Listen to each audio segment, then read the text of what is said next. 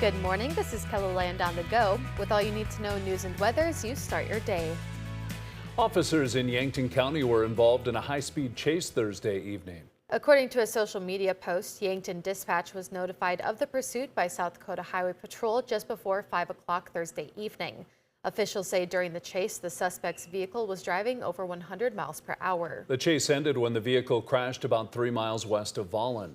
2 people who were inside the vehicle were taken to a local hospital with non-life-threatening injuries. The Yankton County Sheriff's Office is investigating the crash.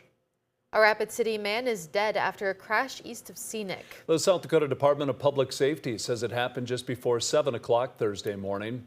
An SUV was heading east when the driver failed to take a curve. The SUV left the road, overcorrected, and went across the highway. It then went into the ditch and rolled. The 46-year-old driver died from his injuries. All 6 fire departments in Brookings County were called to battle a barn fire Thursday morning. The Brookings County Sheriff's Office says it happened just after 4 a.m. between Aurora and Yankton. Officials say the property owner was woken up by loud noises and found the barn on fire. The barn was used to store small equipment and vehicles. No injuries were reported and no animals were harmed. Well, now let's get a check on our weather with meteorologist Scott Munt. Good morning, Scott. Good morning, Summer. Good morning, everybody. We are following this latest wintry mix to move across the area this morning. Unfortunately, it contains periods of heavy rain that we've been following in central to east central South Dakota. Some of that is making its way into northeastern Ketherland. We have a winter storm warning today into tomorrow morning. That covers central into northern Ketherland, watching that morning freezing rain, parts of central to east central South Dakota, and a winter weather advisory out for the same time period. We are looking at periods of freezing drizzle and freezing rain into those locations as well. A lot of that probably during the morning hours. Highs this afternoon will reach the 30s, and Brian will have more details on your forecast coming up. Thank you, Scott. Visitors at the Washington Pavilion explored the space exhibit yesterday, less than 24 hours after watching the Artemis II take off for the moon. Part of the experience at the Kirby Science Center can be related back to watching that launch. We're coming to see future cities on the planetarium. So I think that's kind of cool. It kind of ties in with the whole, exploring deep space again and what could be possibilities.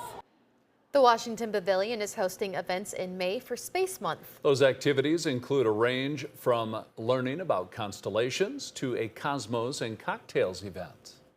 Child's Play Toys in Sioux Falls is asking customers to purchase birthday gifts for the kids at Children's Home Society.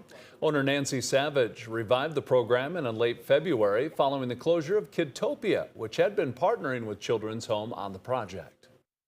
We get a list from Children's Home Society every month of the kiddos' birthdays, and then you can either pick out a gift for them, like it tells what they like, what they're interested in, or you can donate a gift card of any amount. Child's Play Toys is offering a discounted price on toys and gift cards purchased for the project. You're encouraged to spend about $30 to keep the gifts similar in value. Easter is just a few days away, which means many churches are in full swing getting ready for Sunday. For Gloria Day, it's their busiest Sunday of the year. Over the course of Holy Week, which starts on Palm Sunday, the church has 12 different services, with many of them still coming up. Good Friday, in which we share and speak and talk about the 7 last words of Christ from the cross.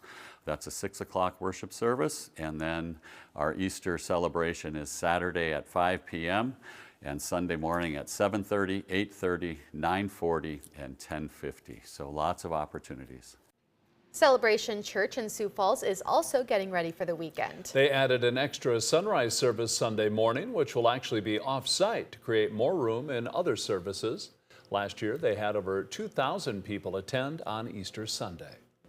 That's a look at some of our top stories. Now let's get another check of your weather with meteorologist Brian Karstens. Brian? All right, we've been very busy this morning tracking freezing rain. This is the 7 o'clock hour look at Chamberlain. You can see the ice clinging to the trees there. Here's a closer look at Redfield. A lot of icicles, a lot of steady rain occurring as temperatures are hovering below freezing, so continue to monitor the very latest. Pier, really no different. We've had a little break as of 7 or 7:30, but we're going to pick up more snow here. In fact, we've got several headlines for that.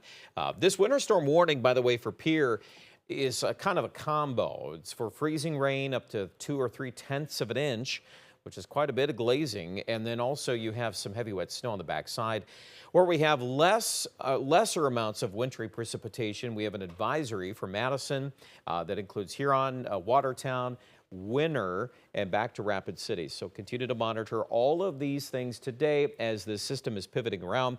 I also need to mention the southeast. We've got a few bolts of lightning once in a while. We've been able to spark that. There's our snow prediction. Again, the threshold of 6 inches of snow or more, Mobridge, and you can see that whole swath northwest of Pier is the most likely to get the heaviest amount of snow the next 24 hours. On Futurecast, we've been monitoring the movement of the low pressure center, which at the surface, this low is right about Pine Ridge. And so everything kind of pivots around that.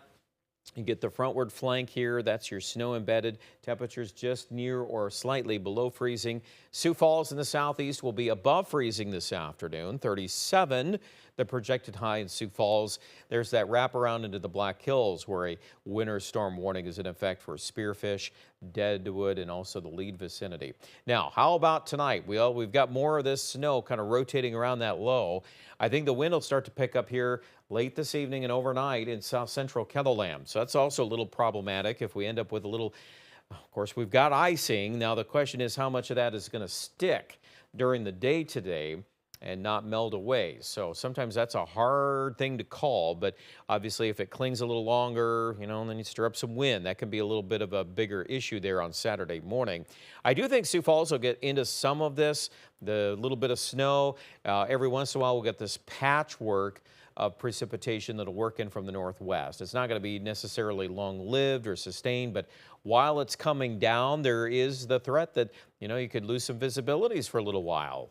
You know, even some sleet or something like that could be coming out of those clouds in the afternoon as we try to push the mercury to 40 for a high in Sioux Falls, or pretty close to that.